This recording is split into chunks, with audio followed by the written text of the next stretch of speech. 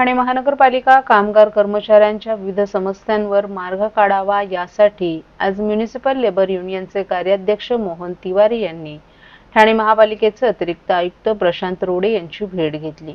तसंच 7व्या वेतन आयोगावर आधारित वेतन श्रेणी सर्व प्रचलित भत्त्यांमध्ये 100% वाढ करून करण्यासाठी युनियन बरोबर करार करणं, चतुर्थ श्रेणीतून तृतीय पदोन्नती प्रक्रिया तात्काळ पूर्ण करणं आदी विविध विषयांवर सांगोपांग चर्चा केली। यावेळी युनियनचे कार्याध्यक्ष मोहन तिवारी, उपाध्यक्ष बिरपाल भाल, सरचिटणीस चेतन आंबोणकर, कोषाध्यक्ष विजय खानविलकर, सहाय्यक सरचिटणीस आनंदा पावणे आदीही उपस्थित होते। डिपार्टमेंट वाइज मीटिंगा लावायची आम्ही त्यांना विनंती केलेली आहे। जसं पाणी खात्यातले प्रश्न आहेत तर पाणी खात्याच्या अधिकाऱ्यांना बोलवून त्यांच्याबरोबर मीटिंग होणार आहे। त्याच्यानंतर आपल्या गार्डन विभाग आहे, गार्डन विभागातले जे प्रश्न आहेत त्याच्यासोबत गार्डन विभागाचा अधिकारी असेल त्याच्याबरोबर आम्ही बसून बोलणार आहेत। त्याच्यानंतर घन कचरा विभाग आहे, घन कचरा विभागाचे जे प्रश्न आहेत त्याच्यावरती त्यांच्याबरोबर चर्चा करण्यासाठी त्यांच्या अधिकाऱ्यांना बसवणार आहेत। घन कचऱ्यावरून मी तुम्हाला सांगतो की आता आपल्या इथे घन कचऱ्यामध्ये सर्वात मोठी अडचण अशी झाली की घन कचऱ्याच्या डंपर गाडीवरती जे कामगार असतात त्यांना 3-3, 4-4 तास वेटिंग करायला लागतं। म्हणजे काम पूर्ण झाल्यानंतर पण 3-4 तास काम करायला लागतं। तर त्यांना जो अधिकचा वेळ आहे त्याचं ओव्हरटाइम मिळावं किंवा मग त्यांना अधिकचा वेळ द्यायला लागू नये याची व्यवस्था त्यांनी करावी अशी मी त्यांना विनंती केली। मनीष जोशी साहेबांनी आम्हाला त्याच्यात माहिती दिलेली आहे की आमच्याकडे गाड्यांची कमी आहे डंपरची, ती आम्ही लवकरात लवकर वाढवतो आणि त्याच्याने मग ती पण अडचण दूर होईल। शिवाजी हॉस्पिटलचे आम्ही नर्स लोकांच्या भरत्या आहेत त्यांच्याविषयी सांगितलं। अनेक लोकांना सुट्ट्या मिळत नाहीत, त्यांच्या सुट्ट्या शिल्लक असतात पण दिल्या जात नाही। नर्स लोकांचे शनिवार रविवार या ज्या सुट्ट्या असतात, जसं आता शासनाने सांगितले की 5 दिवसाचा आठवडा करावा, तशी आम्ही त्यांना विनंती केली की ते तिकडे पण लागू करावं, फायर ब्रिगेड मध्ये पण लागू करावं। या अशा सर्व गोष्टींवर चांगली चर्चा झाली आणि त्यांनी सांगितलं की जास्तीत जास्त आम्ही प्रयत्न करू की तुम्ही ज्या मागणी केलेल्या आहेत त्या आम्ही पुढच्या आठवड्यापासूनच कामी लावू। तेव्हा मी तुमच्या माध्यमातून आयुक्त साहेबांना आणि रोडे साहेबांना आणि त्यांच्या सोबत असलेल्या सर्व अधिकाऱ्यांचे आम्ही आभार मानतो की त्यांनी आम्हाला वेळ दिला आणि कामगारांचे प्रश्न मार्गी लावण्याचं आश्वासन दिलं। धन्यवाद। बुद्ध पौर्णिमेच्या दिवशी संजय गांधी राष्ट्रीय उद्यानाच्या येऊर भागात वन विभागानं प्राणी गणना केली आहे। याकरिता 8 मचाण बसवण्यात आले होते। यावेळी पानवठ्यावर मुंगूस, सांबार, लंगूर, रानमांजर, सर्प आणि गरुड असे प्राणी आणि पक्षी मिळून 61 वन्यजीवांची नोंद करण्यात आली आहे। यामध्ये सर्वाधिक 19 वटवाघुळांची संख्या होती। मात्र यंदा येऊर वनपरिक्षेत्रात या प्राणी गणनेत एकही बिबट्याचं दर्शन घडलं नाही। ढगाळ वातावरणामुळे प्राणी बाहेर पडल्याचं प्रमाण कमी होतं अशी माहिती वन विभागाकडून देण्यात आली। संजय गांधी राष्ट्रीय उद्यानाचा एकूण 100 चौरस किलोमीटर क्षेत्रफळापैकी सुमारे 60% भाग येऊरच्या जंगलात येतो।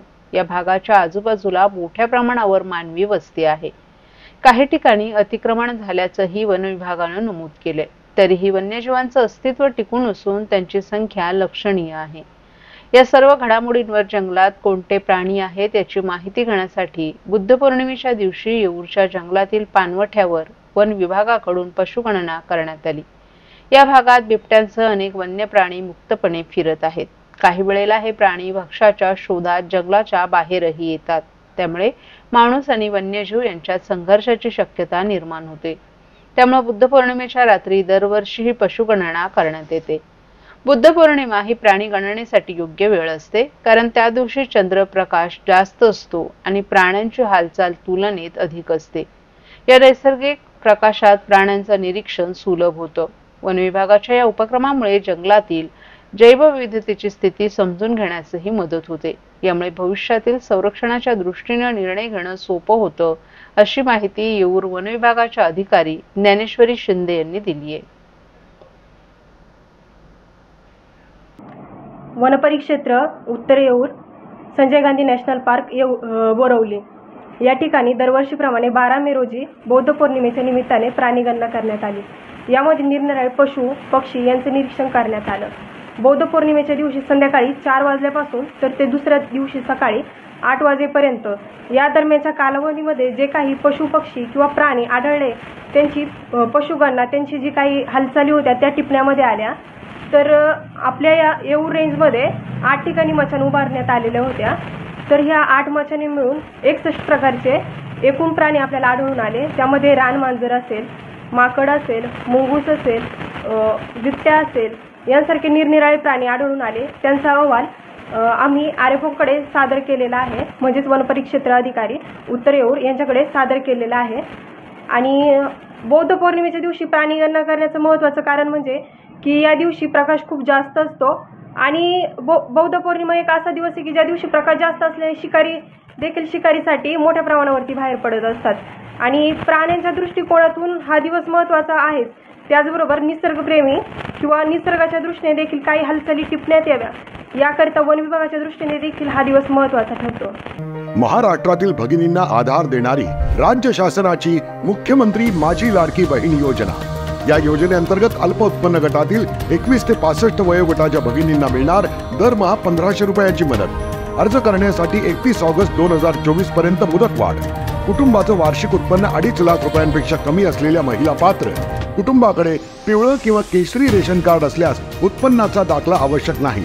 पांढरं रेशन कार्ड असेल किंवा रेशन कार्ड नसेल तर कुटुंबाचं वार्षिक उत्पन्न 2.5 लाखांपेक्षा कमी असल्याचा दाखला आवश्यक। योजनेसाठीचा ऑनलाईन अर्ज नारी शक्ती दूत ॲप वरून किंवा पोर्टलवर भरता येईल। ज्या भगिनींना ऑनलाईन अर्ज भरता येत नसेल त्यांच्यासाठी अंगणवाडी, ग्रामपंचायत, वॉर्ड ऑफिस, सेतू सुविधा केंद्रामध्ये किंवा आशाताई बचत गटाच्या CRP यांची मदत उपलब्ध। आता आपल्याला अभिमानाने म्हणता येईल, सुखी आणि सुरक्षित आहे माझी लाडकी बहीण। छत्रपती संभाजी महाराज हे इतिहासातील शौर्यवान आणि सामर्थ्यवान राजे आहेत। त्यांनी धर्मासाठी दिलेला लढा आणि त्यांनी केलेली साहित्य निर्मिती यामुळे ते तरुणांसाठी आदर्श आहे, असे कर्तृत्ववान राजे छत्रपती संभाजी महाराजांची जयंती ठाण्यात मोठ्या उत्साहात साजरी करण्यात आली। छावा ढोलताशा पथकाच्या वतीनं सालाबादाप्रमाणे याही वर्षी विविध कार्यक्रम आयोजित करण्यात आले होते। ठाण्यातील मासुंदा तलाव छत्रपती शिवाजी महाराज स्मारकाजवळ या कार्यक्रमाचं आयोजन करण्यात आलं होतं। छत्रपती संभाजी महाराजांचं शौर्य, त्यांचं कर्तृत्व नागरिकांपर्यंत पोहोचावं या उद्देशानं छत्रपती संभाजी महाराजांची जयंती साजरी करण्यात आली। यावेळी आमदार संजय केळकर, निरंजन डावखरे, माजी नगरसेवक नारायण पवार, भाजपचे ठाणे शहर जिल्हा अध्यक्ष संदीप लेले, माजी नगरसेवक सुनीत जोशी तसंच सर्व पदाधिकारी, छावा ढोलताशा पथकाचे सर्व सदस्य आणि नागरिक मोठ्या संख्येने उपस्थित होते। यावेळी आमदार संजय केळकर यांच्या हस्ते छत्रपती शिवाजी महाराज यांच्या अर्धपुतळ्याला पुष्पहार अर्पण करून कार्यक्रमाला सुरुवात झाली। मयुरी हरड हिच्या माध्यमातून रांगोळी आणि व्याख्यान पार पडलं, तर शाहीर प्रवीण कणसे यांनी धर्मवीर संभाजी महाराज यांच्या जीवनावर आधारित पोवाडा सादर केला। कुमार गावकर यांच्या माध्यमातून लाठीकाठी मर्दानी खेळ सादर करण्यात आले, तर सोमनाथ पांचाळ यांच्या माध्यमातून तोफची प्रतिकृती आणि प्रात्यक्षिक सादर करण्यात आलं। यावेळी मोठ्या संख्येने नागरिकही उपस्थित होते। या संपूर्ण कार्यक्रमाला हिंदुनुपती छत्रपती थोरले शाहू महाराज पालखी सोहळा समिती आणि दोस्ती सामाजिक संस्था यांचं विशेष सहकार्य लाभलं। कारण छत्रपती शिवाजी महाराजांचा जसा पुतळा आहे तसा छत्रपती संभाजी महाराजांचा देखील असावा, याच्याकरता मासुंदा तलावाच्या समोरच्या भागामध्ये जी बाग आहे त्या ठिकाणी जी जागा आहे त्या ठिकाणी हा पुतळा उभारला जावा यासाठी मी कार्यरत आहे। मला निश्चितपणे खात्री आहे की महापालिका आणि शासनाच्या माध्यमातून हा पुतळा त्या ठिकाणी उभारण्याचं काम जे आहे त्याला मान्यताही मिळेल आणि हा पुतळा देखील उभारला जाईल। कारण की हा मध्यवर्ती ठिकाण आहे आणि संभाजी महाराजांचं शौर्य जे आहे ते दैनंदिन येणाऱ्या पिढ्यांना दिसलं पाहिजे, त्यांचं स्मरण राहायला पाहिजे आणि त्याच्यामुळे हा पुतळा लवकरात लवकर त्या ठिकाणी त्याला मान्यता मिळवून उभारला जावा यासाठी पुढच्या काळामध्ये देखील आम्ही सगळे शिवभक्त हे प्रयत्नशील आहोत।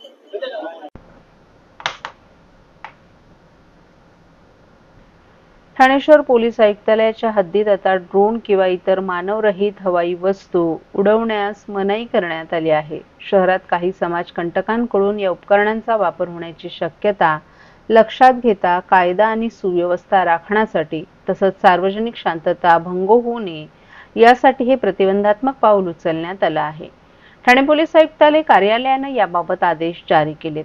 या आदेशानुसार ठाणे शहर पोलीस आयुक्तालयाच्या कार्यक्षेत्रात कोणत्याही व्यक्तीला ड्रोन किंवा तत्सम उपकरण उडवण्यास मनाई असेल। हा आदेश 14 मे पासून लागू करण्यात आला असून 3 जून 2025 पर्यंत तो अंमलात राहील।